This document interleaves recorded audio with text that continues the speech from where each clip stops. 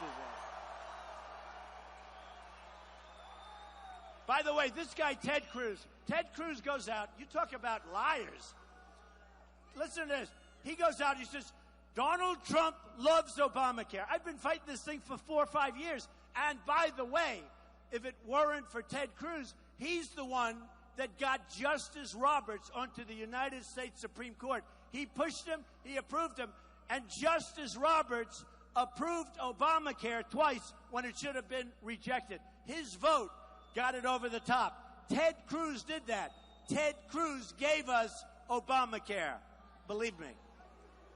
And, you know, what I hate is when somebody lies. Every single speech, I think, and a lot of you have heard this, every single speech that I've made, I talk about repealing and replacing Obamacare.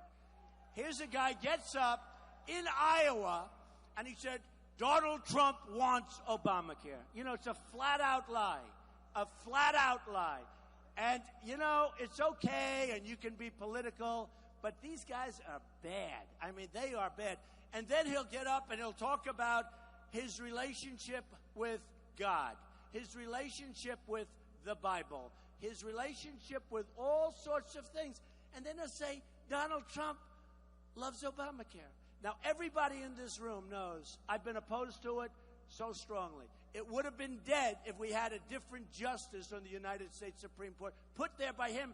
And he says, what happens, and one of the reasons I'm doing this, is that politicians are all talk and no action. They're never going to get it done. They're never going to get it done. It's not going to happen. They're dishonest people. They're incompetent in many cases. In some cases, actually, they're very competent for themselves. By the way, I'm self-funding my campaign. Every single one of these people.